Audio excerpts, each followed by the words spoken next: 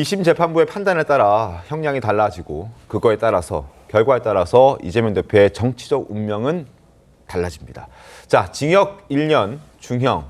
이 중형을 어떻게든 이재명 대표는 감형시켜야 합니다. 징역 1년에 집행유예 2년 1심에 나왔었는데 이걸 벌금형으로 어떻게든 감형시키고 이것만으로도 부족하다.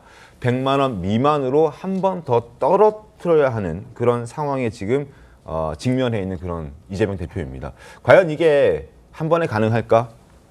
그렇게 가능성이 높다고 전망하는 법조인들은 많지는 않습니다. 자, 어떻게 좀 봐야 될까요? 네, 좀 궁금합니다. 사실은 이렇게 두 단계 떨어뜨리는 게 실질적으로 가능할까요, 2심에서?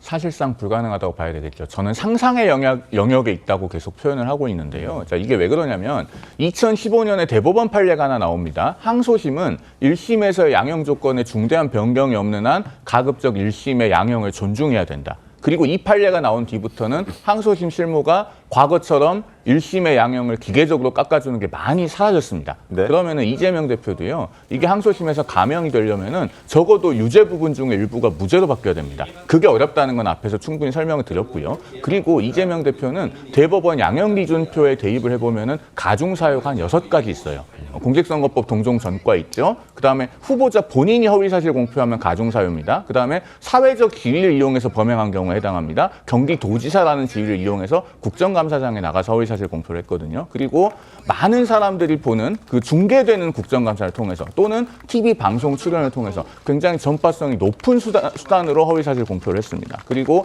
당시에 백현동 그리고 대장동과 관련돼서 고 김문기처장과의 관련성 이런 것은 유권자들의 중요한 판단 사항으로서 관심사였거든요. 이런 부분들이 모두 종합이 돼서 가중사유가 많이 있는데 대법원 양형기준표상 이게 당선 목적 허위사실 공표죄는 가중 영역으로 가면 징역형을 택했을 때 징역 8월에서 2년 네. 그리고 벌금형을 택했을 때 500만 원에서 1000만 원입니다. 이 양형기준 내에 정확히 들어와 있기 때문에 아무리 낮춰도 대법원 양형기준상 벌금 500만 원 이상이에요. 이게 100만 원 밑으로 가는 것은 그래서 제가 상상의 영역이다라고 말씀드립니다. 이 대표로서는 조금 절박할 수밖에 없는 그런 상황인 것 같습니다. 그래서 마지막까지 재판부에 호소를 했는데요.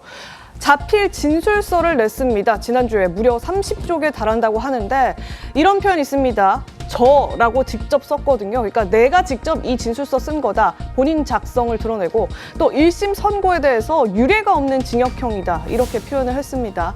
그러면서 제1야당이 과도한 채무를 감당할 상황에 처하면 그 민의가 왜곡이 된다. 선거 보전비 434억에 대해서 언급을 했다고 합니다. 그러니까 당대표인 내가 여기서 유죄를 받게 되면 선거보전금, 대법원에서까지 유죄일 경우 선거보전금 434억을 모두 반환해야 되기 때문에 이게 당에, 공당에도 타격이 있다. 그렇기 때문에 나 부재받아야 된다. 이 주장인데 이 주장 어떻습니까, 서 대변인님? 일단 그 모든 영역에서 그 방어권을 행사하는 거 아니겠습니까? 오늘 이제 선고를 앞두고 네.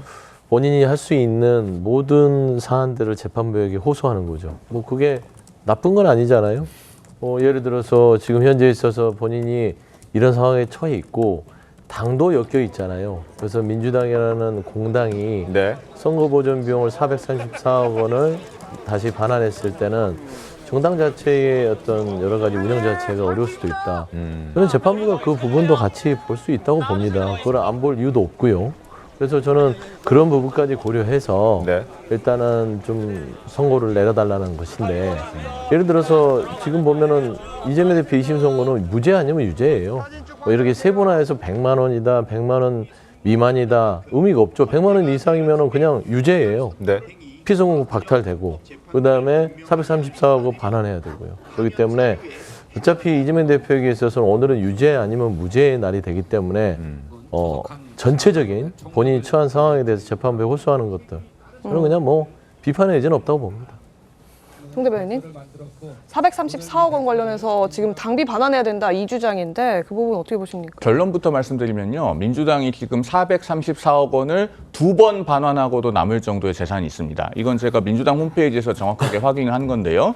민주당이 작년 12월 말 기준으로 회계 결산한 것이 올해 2월 5일에 민주당 홈페이지 공지사항란에 올라 있습니다. 김윤덕 사무총장 날인이 돼가지고 올라와 있는데 거기 보면은 현재 민주당의 남은 정치 자금이 450억 8,919만 원이라고 합니다. 상당히 돈을 많이 벌었어요. 4월 30일 기준으로 작년에 넘어온 돈이 391억, 그리고 그 뒤에 벌어들인 돈이 453억, 거기서 393억을 쓰고 한 60여 원을 추가로 남겼습니다. 그래서 지금 정치 자금이 450억, 그리고 민주당 당사가 작년 7월 6일 중앙일보 주말판에서 추산한 바에 의하면 건물 가치가 450억이에요.